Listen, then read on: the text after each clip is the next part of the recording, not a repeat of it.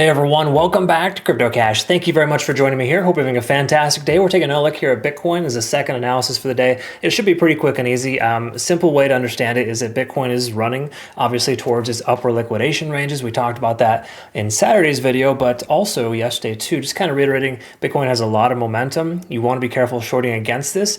But at this point here, there's a decent chance we should see a short-term pullback. And that's just kind of a standard procedure. We saw the same thing from 88,000 to 86.5.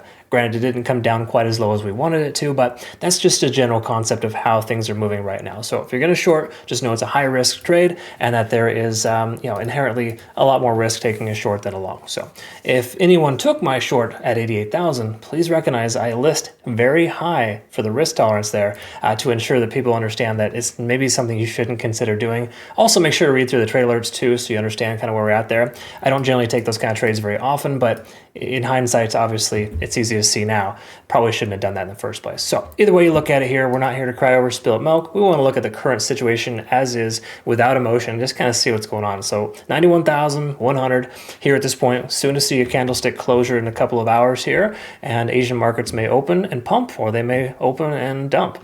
I do think 90 to 88,500 is the likely next target, just based on simple fact that we're starting to see the volume dissipate. Majority of liquidation has been fully swept here, and there are some late shorts with liquidation events at about 92 to 93,000, but there's not a lot of incentive there for the price action to go higher because the whales, they need to take profit at some point. And there's a lot of money, not a lot of meat left on the bone here, especially since Asian markets closed at like in the mid to like $86,000 range yesterday. So there's a lot of things here that should come to fruition here soon with the pullback. But once more, we got to be understanding here that 92 to 93,000, 93.3 is like kind of the heavier cluster of liquidation above the price. But this is a lot less intense than it was earlier today.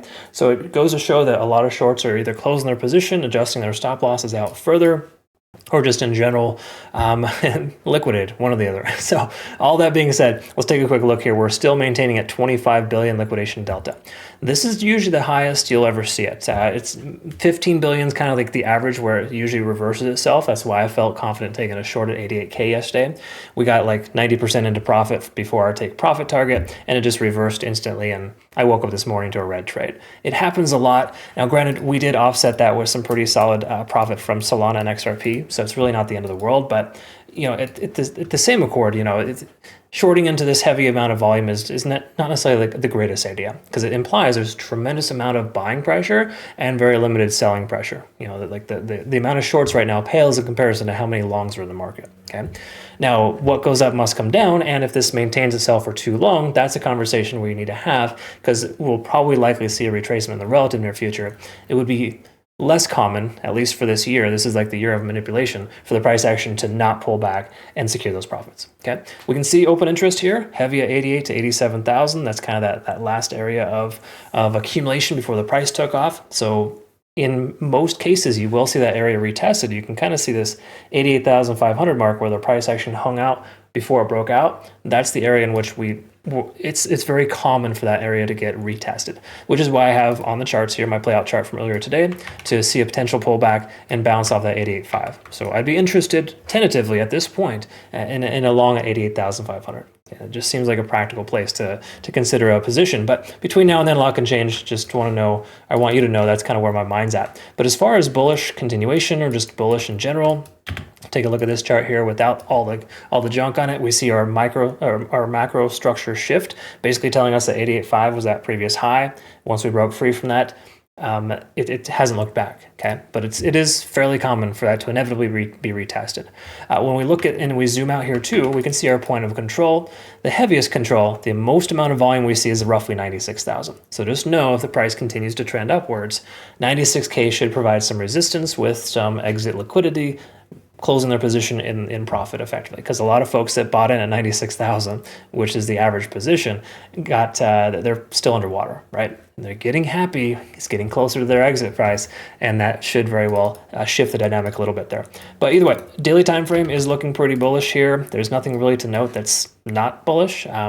I don't care who you are. There's no hidden bearish divergence. You got to be, reaching to see something like that. And that's the crazy thing about this market, folks, is every time everything looks fully bullish and you're ready to rock and roll, you're ready to load up your bags, it goes right straight down again. So that's why I'm trying to recommend in my community not to get too bloodthirsty right now, not to get too emotional, because yeah, FOMO's kicking in. Sure, some of your favorite coins are up 5 to 10%, but I'll tell you what, they can dump 10 to 15 to 20% in a matter of minutes. Okay, so please recognize we're kind of on the verge of that. Speaking of which, let's take a quick look at Bitcoin dominance. It is still quite high, and generally speaking, when Bitcoin dominance is high, we fall into one of three categories. So we're up.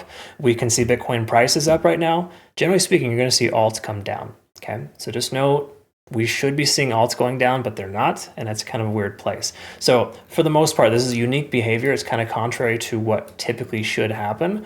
So it just kind of feels a little weird to me. It feels a little off. Something isn't right. But what is right is that there's a lot of volume, and you got to respect that from a macro perspective. However, you look at the, just say, smaller time frames. Here's a 50-minute time frame. Look at this volume that's trailing off here. You can see a significant amount of less volume flowing into this coin as the price pulls back. That's somewhat of a bearish divergence. Granted, this is a really small time frame, doesn't matter too much, but it is still something nonetheless. And I think that we should see a short-term reversal here. And if that does happen, by the way, I think 90 to 88,500 would be that little range that we're looking at. Okay, so those are still areas I'm looking at considering for a long.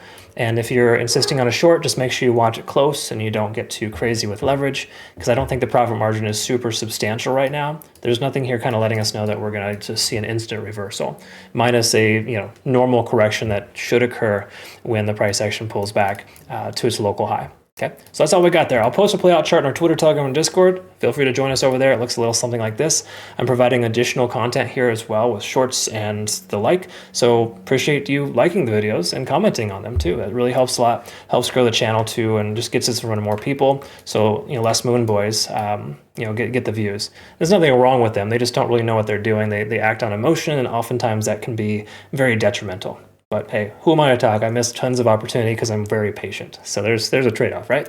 I hope you learned something though. Thanks again for your time. We'll see you in the next one. Take care.